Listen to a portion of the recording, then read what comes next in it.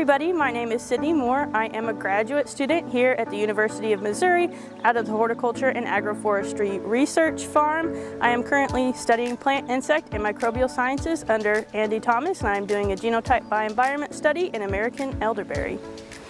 So we are doing an elderberry genotype by environment study. We have 5 research sites, one down in Poto, Oklahoma at the Kerr Center for Sustainable Agriculture.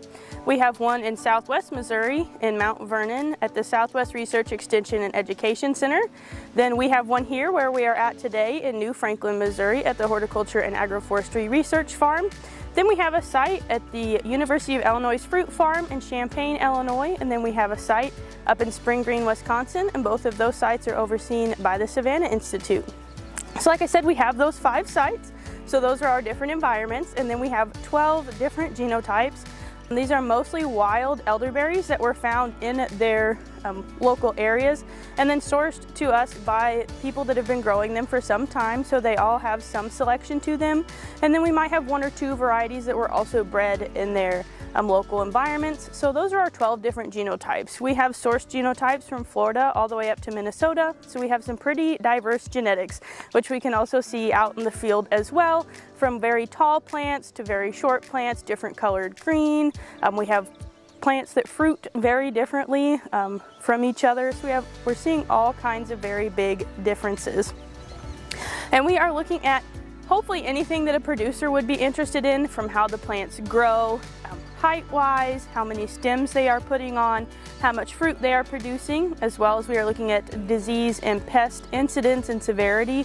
So what pests are we seeing and how much are we seeing them on different varieties?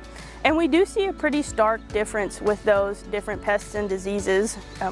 It looks like they tend to prefer different varieties over others, as well as, of course, we have some pests that are prevalent at one site compared to another, just because of the different environments. So we do see different types of pests as well. Another piece of the study that we are doing is leaf foliar analysis. So we took leaf samples from all of my plants at all of our different sites within the different genotypes, because with many other crops we are able to do foliar testing where a producer can send in a leaf sample and ask if it is deficient or what is going on within that plant.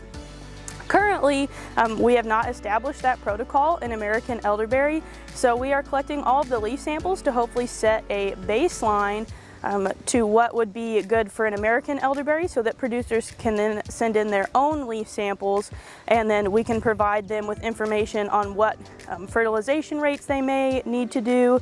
This is just in addition to a soil test where we can actually see what's going on within the plant and what would be beneficial on that site. We are also looking at fruit chemistry. We are looking at the yields of the plant, which is very beneficial, but of course we want to know the quality of the fruit that these plants are producing as well. So to do that, we are looking at degrees Brix or soluble solids, pH, total monomeric anthocyanins, and then total polyphenol content.